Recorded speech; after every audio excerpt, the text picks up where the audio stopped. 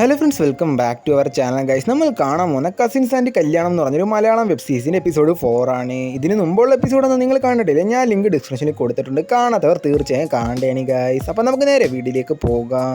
ഈ ഒരു എപ്പിസോഡ് തുടങ്ങുന്നതിന് കഴിഞ്ഞ എപ്പിസോഡ് അവസാനിച്ചെടുത്തതാണ്. ദിയ ഇപ്പോൾ മനുവിനോട് ചോദിക്കുകയാണ്, നിൻ്റെ അടുത്ത് ആരാണ് സീഡിയുടെ കാര്യം പറഞ്ഞതെന്ന്. മനുവും പറയുകയാണ്, ചന്തു ആണ് എൻ്റെ അടുത്ത് ഒരു കാര്യം പറഞ്ഞത്, നീ എന്നെ ഇപ്പോൾ ബീച്ചിൽ കൊണ്ടുപോയിട്ടില്ല, ഈ കാര്യം എല്ലാവരും ഞാൻ പറയുന്നു, അവളെ ഭീഷണിപ്പെടുത്തുകയാണ്. ദിയയ്ക്കും വേറെ വഴിയൊന്നും ഇല്ലാത്തതുകൊണ്ട് തന്നെ മനുവിനെ ബീച്ചിൽ കൊണ്ടുപോവുകയാണ്. അടുത്ത സീനിൽ കാണിക്കുന്നത് സംസ്കൃതി അശ്വതി അന്വേഷിക്കുന്നതാണ്. അങ്ങനെ മേഘ അവളുടെ കൂടെ വരികയാണ്.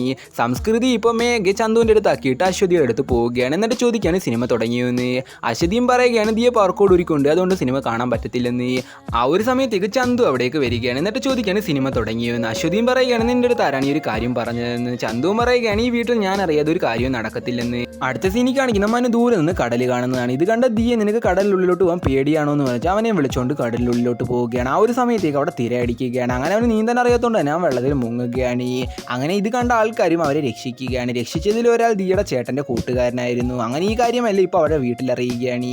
ദിയയുടെ അമ്മ ഇപ്പോൾ ദിയ വഴക്ക് പറയുകയാണ്. അങ്ങനെ ഇരിക്കും ഇപ്പോൾ അശ്വതിയും ചന്തുവിനോട് പറയുകയാണ്, VCD അവിടെ ഇരിക്കുന്ന പ്രശ്നമാണ്, നീ അത് എടുത്തുകൊണ്ട് വരാൻ. ചന്തു അങ്ങനെ അവിടെ നിന്ന് VCD എടുത്തുകൊണ്ട് വരികയാണ്. എന്നിട്ട് ദിയോട് ചോദിക്കുകയാണ് പാർക്കോഡ് എന്ത് ചെയ്യുന്നത്. ദിയയും പറയുകയാണ്, ഇത് വെള്ളത്തിൽ കളഞ്ഞു പോയെന്ന്. ഇത് കേട്ട് അവരും വേറെ വഴിയൊന്നും ഇല്ലെന്ന് ഓർത്ത് ടെൻഷൻ അടിച്ച് അവരിയ്ക്കുകയാണ്. അപ്പോഴാണ് സംസ്കൃതി അവരോട് പറയുന്നത്, ഇവിടെ ഇരിക്കുന്നതാണ് പ്രശ്നം, നമുക്ക് വേറൊരു സ്ഥലത്ത് പോകാമെന്ന്. അങ്ങനെ അവരെല്ലാം വേറെ സ്ഥലത്ത് പോവുകയാണ്.